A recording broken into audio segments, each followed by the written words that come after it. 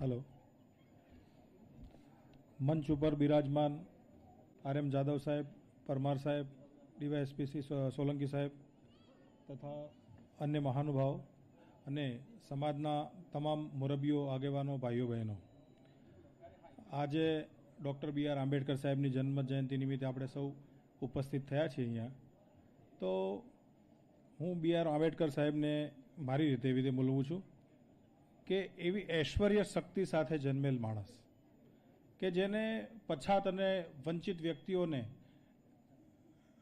ન્યાય અપાવવાનું કામ કર્યું છે અને પોતે લો ફિલ્ડથી જોડાયેલા હતા. એમને તો ઘણા બધા કોઈ એક વિષય પર નહીં, ઘણા વિષયો પર એમને તો ઘણું બધું હાંસિલ કર્યું છે, ખરેખર વાંચવા જેવા છે.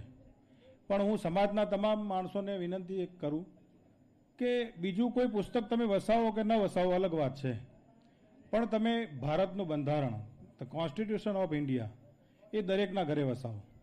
એક આ વિનંતી છે મારી, અને વાંચો. કારણ કે કોન્સ્ટિટ્યુશનનો વિરોધ કરવાવાળા વ્યક્તિઓને ન્યાય અપાવવાનું કામ પણ કોન્સ્ટિટ્યુશન કરે છે.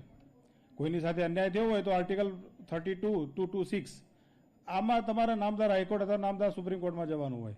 એટલે આ એક પુસ્તકની અને આ બંધારણની એક એટલી મહાનતા છે કે જેનો વિરોધ કરે એને પણ ન્યાય અપાવવાનું કામ કરે છે.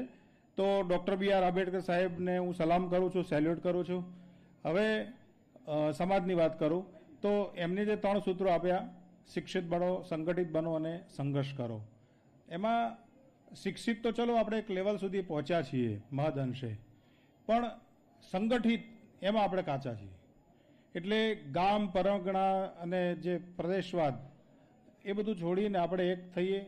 અને ભાઈ ચંદ્રરાજ બારોટે ના કીધું કે સંઘ તરફ જઈએ, એટલે એ જે સેન્સમાં હોય, પણ આપણે તો આ સંઘ તરફ વળીએ તો કલ્યાણ થવાની પૂરેપૂરી શક્યતા છે. R.M. જાદવ સાહેબ અને એમની ટીમે જે તે વખતે આ જે વટવૃક્ષ વાવ્યું હતું એક લેવલ સુધી આવ્યું છે. અને ડૉક્ટર સાહેબ, ખરેખર કહું તો એમના ફોનના આધારે જ આવું છું અને આ ટીમને મારા પ્રત્યેની એક છે એટલે આવું છું. બાકી થોડા પ્રોટોકોલ આ તે ઇસ્યુ હોય છે, પરંતુ એ સાહેબમાં હું બધાને એક વિનંતી કરું કે ડૉક્ટર સાહેબને સામે જોવું એટલે પૂરું થઈ ગયું.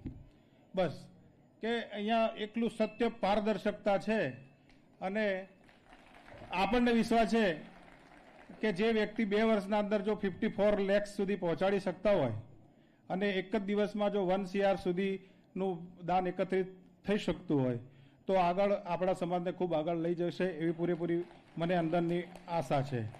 એ સાથે જ જે પણ સન્માન થવાનું છે બધાને અભિનંદન પાઠવું છું.